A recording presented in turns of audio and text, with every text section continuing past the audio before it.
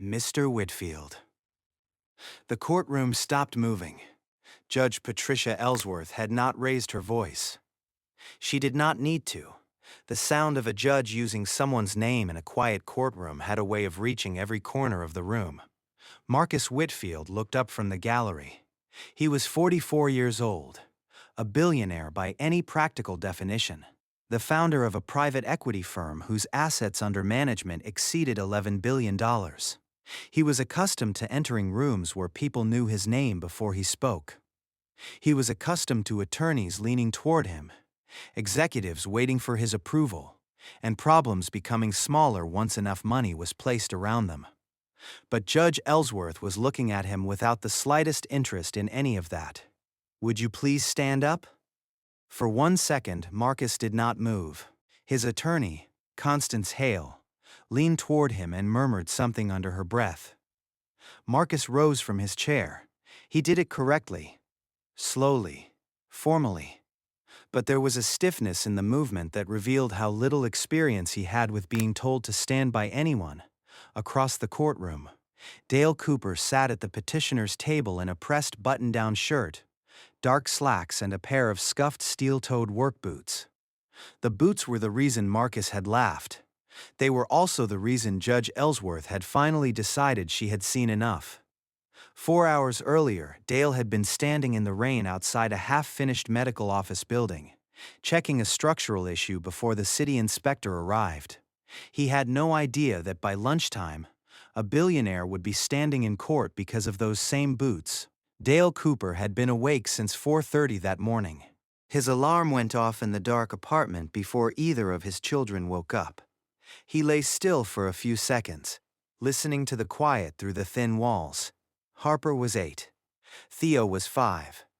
Both were asleep down the short hallway, each in a room barely large enough for a bed, a dresser, and the collection of things children accumulate when they are allowed to belong somewhere. Dale had spent the previous evening trying to make the next day work. At 6 o'clock, while he was still on a commercial job site, an email had arrived from the courthouse. The custody hearing that had been scheduled for 9 the following morning had been moved to 7 because the court calendar had changed. 2 days' notice. Dale had stared at the email in the site trailer with his hard hat still on. At 5 in the morning, he was supposed to meet a city inspector at a medical office project across town. The inspection could not be delayed without holding up the next phase of work. He was the foreman. 14 people were working under him. The building inspector had asked for Dale personally because Dale had been supervising the framing changes after a supplier mistake had threatened to set the whole project back. Dale could have handed it off. He could have asked his assistant foreman Ruiz to handle the inspection alone. Dale had started as a laborer at 24, carrying materials, cleaning sites, and learning which corners could be cut without anyone noticing and which ones became disasters 6 months later. Over 12 years, he had moved through the work slowly: crew lead, assistant foreman, foreman. He had taken night classes for his certification while Harper was still a baby, studying at the kitchen table after midnight with a monitor beside his textbooks. He did not talk about that history much. On a site, people did not need to hear it. They could see it in the way he checked a line twice before signing off, the way he walked a new worker through a task before expecting speed, and the way he never asked a man on his crew to take a risk he would not take himself. Ruiz trusted him for the same reason the crew did. If Dale said he would be somewhere, he was there. But the error was his responsibility to certify, and Dale did not like signing his name under work he had not personally checked. So he called Ruiz. Ruiz answered on the second ring. "I need you to cover the crew after the inspection," Dale said. "I have court at 7. Ruiz did not ask why. "You got it," he said. "I'll have the guys staged by 6:30. Dale thanked him, finished the day, and drove home. It was Wednesday, which meant Harper and Theo were with him. He made grilled cheese and tomato soup while Harper sat at the kitchen table doing math homework. Theo built something complicated and structurally unsound out of plastic blocks near the couch. Dale checked the court email again. Then he ironed his shirt on a towel spread across the kitchen table after the children went to bed. He did not own a suit. He owned one blazer, bought for a funeral 3 years earlier. But it no longer fit properly across the shoulders, and he had decided it would look worse than his clean work shirt. At 9:30, he tucked Harper in. She asked whether he would be home before school. He told her he would. Theo was already half asleep when Dale carried him from the couch to his room. At 10, Dale set his alarm. At 4:30, he got up. By 5, he was at the job site under the glare of temporary lights, walking the building with the city inspector and a clipboard. By 6:10, the inspection was complete. Dale drove directly to the courthouse, parked in the cheapest garage he could find nearby, and crossed 3 blocks in the cold morning air. He had wanted to change out of his work boots. There had simply been no time. That was why, at 7:06, Dale Cooper entered family court in steel toes. He did not know that Marcus Whitfield noticed before anyone else. The hearing was about 2 children. That was the only part of it Judge Patricia Ellsworth cared about. She had been on the family court bench for 19 years. Before that, she had spent 16 years as a family law attorney, including nearly a decade representing people who could not afford to match the legal budgets on the other side of the room. She knew that money could make people sound more prepared than they were.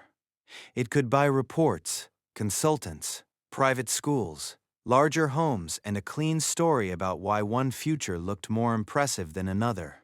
It could also distort a courtroom if nobody remained alert to what the money was trying to do.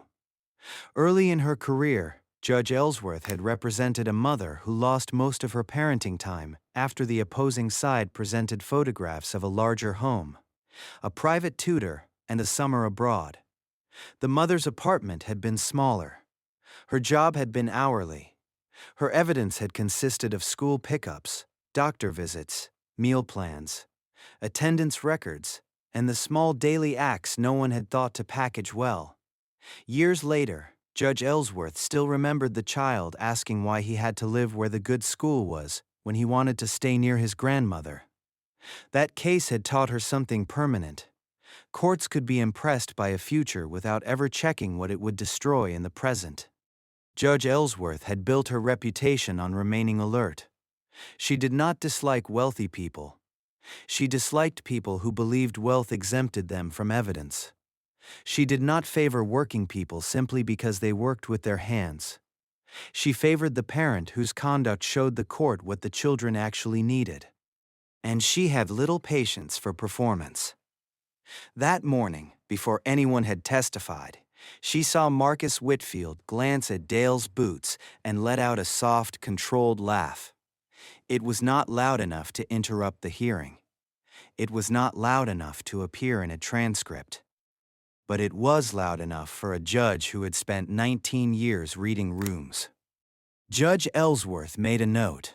Then she called the case. Vanessa Cooper, now Vanessa Whitfield, sat at the respondent's table with Constance Hale beside her.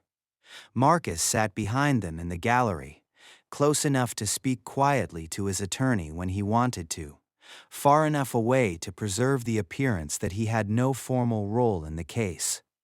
Technically, he did not. The custody case was between Dale and Vanessa, but no one in the room misunderstood the real structure of the dispute. Vanessa had married Marcus 2 years earlier. 8 months after their wedding, she filed a request to relocate with Harper and Theo to a property Marcus owned in another state, 1,100 miles from the city where the children had lived their entire lives. The proposed arrangement would leave Dale with roughly 6 weeks of in-person time per year, portions of summer, school breaks, and holiday rotations. Before Vanessa's remarriage, Dale and Vanessa had shared near equal custody. Their divorce had been final for 4 years. The arrangement had worked. They had alternated weeks. They lived within the same school district. Harper and Theo had friends in both neighborhoods. They had one dentist, one pediatrician, one soccer field, one elementary school, and two parents who, whatever had ended between them, had managed to build a routine around the children. Dale knew the routine and the unglamorous detail that makes routines real. Harper liked her lunch packed with apple slices separated from the crackers so they would not get soft. Theo slept better when the hallway lights stayed on. On alternating Wednesdays, Dale took Harper to violin lessons while his sister picked Theo up from soccer. On the weeks the children were with Vanessa, Dale still received the school newsletters, still checked the teacher portal, and still called before bed when the custody calendar allowed. None of it made for an impressive courtroom presentation. It was simply the life the children already knew. Dale had not filed his response because he wanted to control Vanessa's life. He filed because he believed that taking two young children 1,100 miles away from a stable, involved parent would change their lives in ways no larger house could repair. Vanessa's petition described opportunity: a private school near Marcus's property, a larger home, travel, programs, resources. Dale's attorney, Renee Okafor, described the same proposal in less decorative language: a drastic reduction in the children's relationship with their father. Renee had practiced family law for 15 years. She had seen relocation cases built around genuine necessities: jobs, caregiving, safety, illness, military transfers, family emergencies. She had also seen cases where a new spouse's money created a lifestyle upgrade that adults found difficult to separate from the child's actual needs. She had reviewed the history before agreeing to represent Dale at a reduced rate. She had also met Dale once before filing anything. He had arrived at her office 15 minutes early, apologized for the dust on his jacket, and handed her a folder organized by date: custody calendars, school emails, pediatric appointments, soccer schedules, receipts for Harper's violin program, notes from the two events he had missed, and a handwritten list of every exchange Vanessa had asked him to adjust in the last 2 years. He had agreed to nearly all of them, not because he was weak, because he understood that co-parenting sometimes meant moving your own plans around when the children needed stability. Renee had looked through the folder and realized that Dale did not need anyone to make him look responsible. He had been documenting responsibility because that was how he approached everything that mattered. The school records were good. The children were doing well. The shared schedule had been stable. Dale was involved. There was no crisis requiring the children to leave. That did not guarantee a win, but it made the case worth fighting. Vanessa testified first. She was composed. Constance had prepared her carefully. She spoke about the private school near Marcus's out-of-state property. She described language programs, smaller classes, athletics, music, travel, and a community she believed would offer Harper and Theo more possibilities than their current life provided. She described Marcus's home as stable. She described the move as an opportunity. Dale listened without looking at Marcus. Renee cross-examined with a quieter style. She asked about the children's current school. Vanessa admitted Harper was doing well academically. She admitted Theo had adjusted well to kindergarten. She admitted both children had close friends nearby. She admitted their current teachers had raised no concerns about the school environment. Renee asked whether Harper and Theo had ever told her they wanted to move. Vanessa said they were too young to make that kind of decision. Renee agreed. Then she asked whether Vanessa had spoken to their current therapist before filing the relocation request. Vanessa's expression changed only slightly. "No," she said. "Did you ask the therapist to evaluate how the proposed distance might affect the children's relationship with their father?" "No." "Did you ask for any recommendation regarding visitation frequency?" "No." Vanessa glanced toward Constance. Renee did not look at Constance. She asked, "When did you and Mr. Whitfield first tour the property in the other state?" Vanessa paused. "Several months ago." "How many?" 4, maybe 5. "And when was this relocation petition filed?" "About 6 weeks ago." The courtroom remained quiet. Renee let the timing sit where it landed. The property had been selected first. The legal argument had come after. Vanessa's testimony continued, but the clean narrative began to show its seams. She was not cruel. She was not a bad mother. The script did not need her to be. She loved the children. She also wanted the life Marcus offered. The problem was not that she wanted more. The problem was that she had treated more as though it automatically meant better. During the first recess, Dale stood near the petitioner's table reviewing notes with Renee. His boots made a dull sound against the courtroom floor when he shifted his weight. Marcus and Constance walked past them toward the hallway. Marcus glanced down. Then he said in a voice pitched carefully between quiet and audible, "I didn't realize this was Casual Friday." Several people heard him. The court reporter heard him. A clerk near the side table heard him. Renee heard him. Dale heard him. He did not react. 12 years in commercial construction had taught him something useful about people who tried to provoke you in public. The response they wanted was usually more valuable to them than the insult was to you. So Dale looked at his notes. He kept his mouth closed. He did not look at Marcus. What Marcus did not know was that Judge Ellsworth had returned through the side entrance to retrieve a file from the bench. She heard every word. She stood still for half a second. Then she picked up the file and went back to chambers. She made another note. When the hearing resumed, Constance Hale began cross-examining Dale. Constance was good. She did not sneer. She did not raise her voice. She did not need to. Her questions were neat, professional, and designed to arrange Dale's life into a sequence of limitations. How many square feet was his apartment? Dale answered. How many bedrooms? 2. Did each child have a separate room? Yes. How often did his work require early starts? Sometimes. How often did it require weekends? Not often, but sometimes. How much did he have in savings? He answered. How much had he put aside for the children's education? He answered that too. The numbers were modest. Dale did not try to make them sound larger. He said he had a college savings account for Harper and one for Theo. He contributed to both every month. The balances were not impressive by the standards of Marcus Whitfield's life, but they were growing. Constance asked whether he had ever missed a school event because of work. Yes, Dale said. How many? Twice in 8 years. And what happened when you missed those events? My sister went. She recorded them. I watched both recordings that night. Would you agree that a parent who works construction cannot always be available in the same way as a parent with greater flexibility? Dale thought about the question. Then he said, I would agree that work sometimes creates conflicts.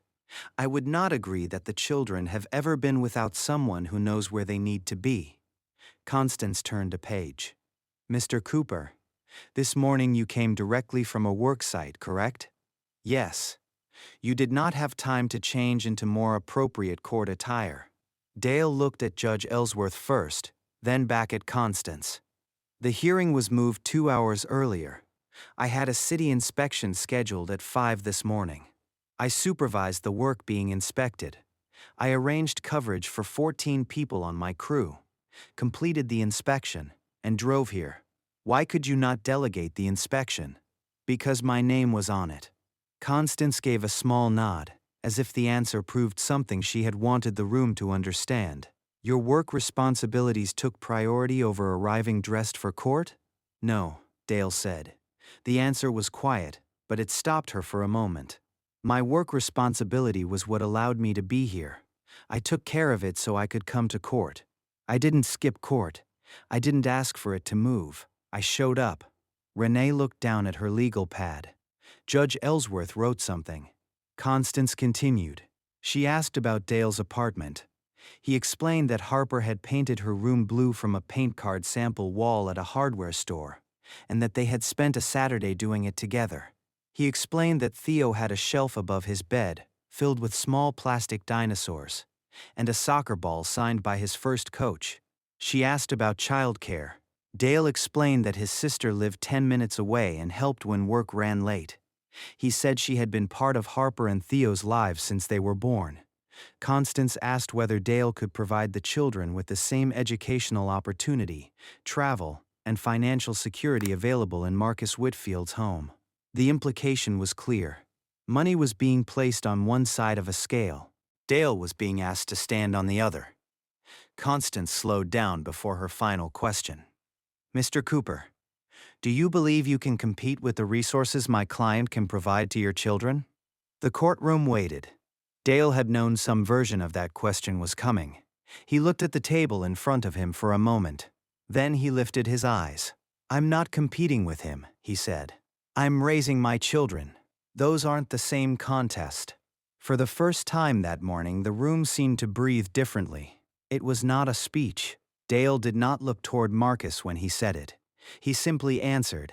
From the gallery, Marcus made a sound, not a full laugh, a dismissive breath, a small shake of the head, the kind of reaction a man makes when he believes someone has said something admirable but naive.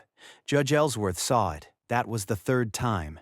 The first laugh, the comment during recess, the look now. She closed her pen. Mr. Whitfield. The room went still, and Marcus stood. Judge Ellsworth looked at him for a moment. Her face did not harden.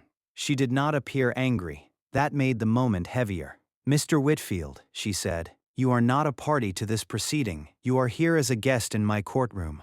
That limits my authority over you in certain ways. Marcus said nothing. But it does not limit my responsibility to preserve the dignity of this court. Constance Hale sat very still.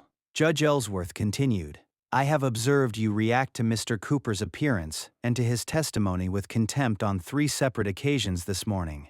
I am not interested in your private opinion of his boots, his salary, or the circumstances that brought him here from a construction site. She glanced toward Dale, then back to Marcus. But I want to be clear about something. In this courtroom, what matters is not the size of anyone's portfolio. It is not the price of anyone's suit. It is not whether one parent can offer a larger home, a more expensive school, or a more impressive set of amenities. Marcus's face had gone very still. What matters, Judge Ellsworth said, is which adults have shown through sustained conduct that they understand the daily work of raising these 2 children. She paused. Mr. Cooper testified under oath that the hearing time changed with 2 days' notice. He testified that he was required to complete a city inspection at 5 o'clock this morning, that he arranged coverage for 14 workers so he could be present, and that he drove here directly afterward. She looked down briefly at the record, then back at Marcus. That does not make him a better parent by itself. But it tells this court something relevant.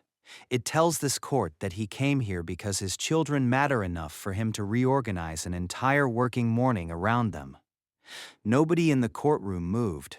Judge Ellsworth said, I find that more relevant than his footwear. Then she added, You may sit down, Mr. Whitfield. Marcus sat.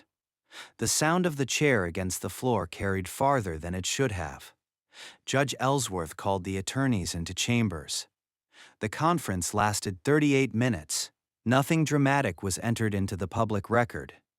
There was no shouting, no threat, no lecture repeated behind closed doors. But when Renee emerged, she was carrying herself differently. She had not received a promise. Good lawyers did not expect promises. What she had received was permission to build the case around what the case should have been about from the beginning: the children's actual lives. When the hearing resumed, Judge Ellsworth asked questions directly. She asked Vanessa who had first identified the out-of-state property.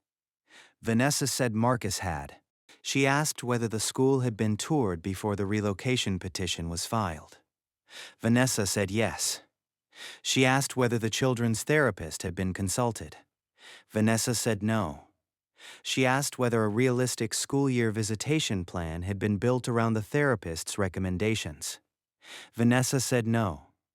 Constance objected once, then withdrew the objection after Judge Ellsworth clarified that the questions went directly to the practical effect of the proposed move. Renee called Harper and Theo's teacher. Ms. Lang was not a dramatic witness. That helped. She was a fourth-grade teacher with a careful voice and a stack of school records in front of her. She testified that Dale had attended every parent-teacher conference in the last 3 years. She testified that he volunteered in Harper's classroom on Friday mornings when his schedule allowed, usually before he reported to work.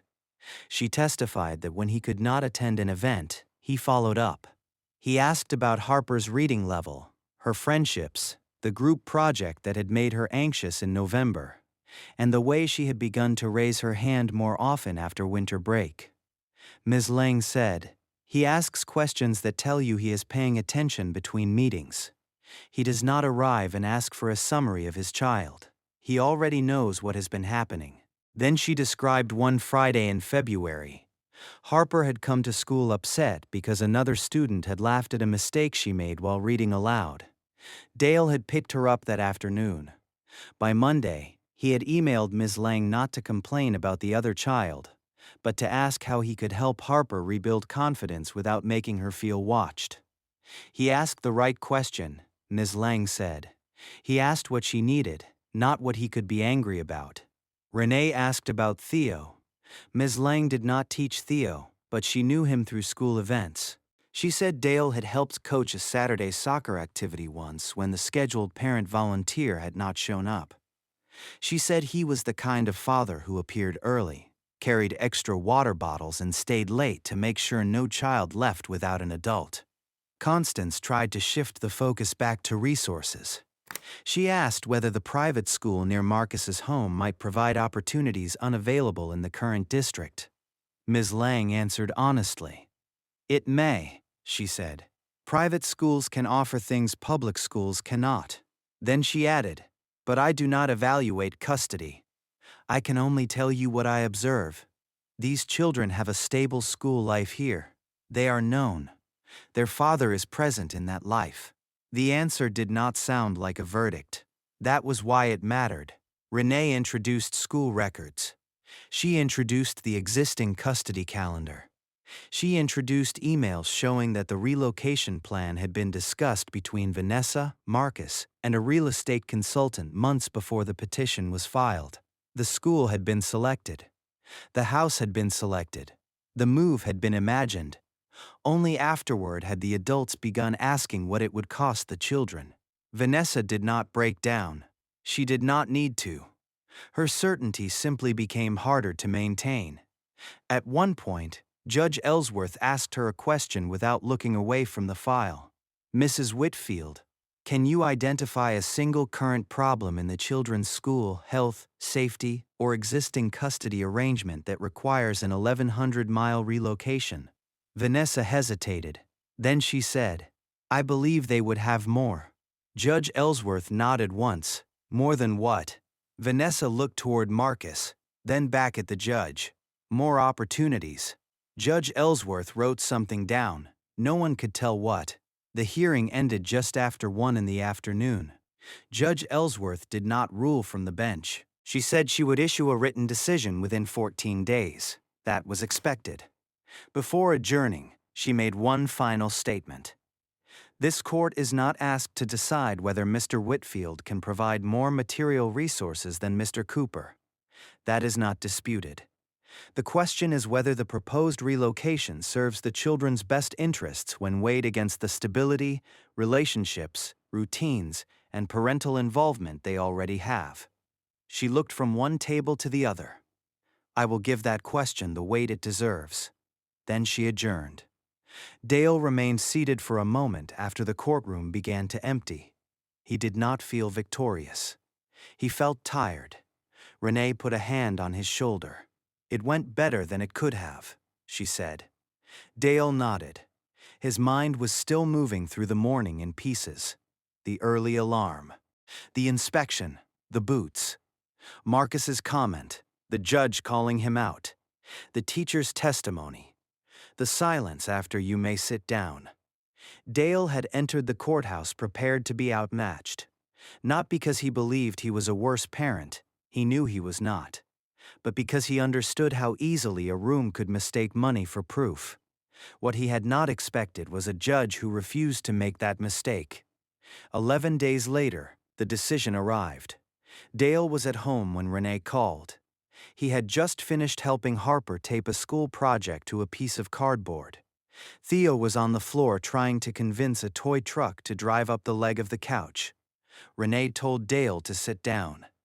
He did. The decision was 14 pages. Renee had already read it twice. Judge Ellsworth denied the relocation request. The decision did not mention Marcus's boots comment in the way Dale might have expected. It did not turn the ruling into a punishment for a billionaire's arrogance. Instead, it did something more difficult to argue with. It followed the evidence. The judge found that the children's current arrangement was stable and working. She found that both children had established school, community, and family ties in the area. She found that Dale's involvement was credible, consistent, and supported by testimony, records, childcare arrangements, and the teacher's account. She found that the proposed visitation schedule was not realistically capable of preserving the children's relationship with their father during the school year. She found that Vanessa had not consulted the children's therapist before seeking the move. And she found that the timeline showed the property and school had been chosen before any serious assessment of whether relocation served Harper and Theo's needs. The decision was careful. It did not accuse Vanessa of not loving her children. It did not accuse Marcus of buying an outcome. It simply refused to treat a better view from a larger house as a substitute for a child's existing life. Dale kept his near equal custody. The move was denied. Renee waited for him to say something. For a few seconds, he did not. Then he asked, "So they stay?" Renee's voice softened. "They stay." Dale put a hand over his mouth. Harper looked up from the table. "Dad?" He looked at her. Then he smiled. "Nothing bad," he said. "Nothing bad." He did not explain the whole thing that night. Not yet. He made dinner. They ate together. Theo told a long story about a dinosaur that had learned to play soccer. Harper showed Dale the part of her project where she had drawn a blue bedroom with a window overlooking a made-up ocean. Dale listened. He kept looking at them in the small pauses between their sentences. Not because they had almost been taken from him, because they were still there. Marcus Whitfield did not appear in court again. The appeal period passed without an appeal. Constance Hale advised against it. The decision was detailed. The factual record was not favorable. And there was little to gain from extending a custody fight that had already drawn attention to the gap between the elegant story Marcus wanted the court to believe and the ordinary proof Dale had quietly accumulated over 8 years. Marcus did not apologize to Dale. Dale did not expect one. Some people apologized because they understood what they had done. Others went quiet because they understood they had lost.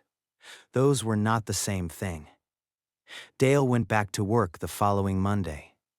Ruiz met him near the site trailer with coffee in one hand and a bundle of updated plans in the other. "How'd it go?" Ruiz asked. Dale took the coffee. "Fine," he said. Ruiz knew Dale well enough not to ask for more. On Wednesday, Dale picked Harper up from school in the same truck he had driven to court. He was wearing work clothes, the same boots. Harper climbed in, buckled her seatbelt, and looked down at them. "Are those the boots you wore to court?" "Yeah." "Did the judge like them?" Dale started the truck. She thought they were fine. Harper considered that. Then she said, "I like them." Dale laughed. "Good." 3 days later, Theo had soccer practice. The field was wet from rain. The sideline grass pressed dark against Dale's boots as he stood with his hands in his jacket pockets and watched the children run.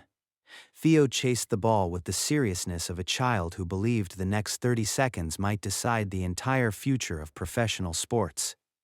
At one point, he kicked the ball toward the wrong goal. It rolled past his own goalkeeper. Theo froze. Then he looked toward the sideline. He was waiting to see what his father would do. Dale clapped. "That's all right," he called. "You hustled. Get back in there." Theo smiled and ran. The score was never the point. Dale had understood that long before a billionaire laughed at his boots. He had understood it when Harper was born, and he learned that sleep became optional for a while. He had understood it when Theo arrived and the apartment became louder, smaller, and fuller. He had understood it on every school morning, every soccer field, every parent-teacher conference, every kitchen table homework session, every night when he set an alarm early because work needed him and then got up again because his children did too. The boots had never been the problem. They were simply what he wore while he kept showing up. This is a fictional story created for entertainment purposes. All characters, companies, locations, and events are entirely invented. Any resemblance to real persons or institutions is coincidental.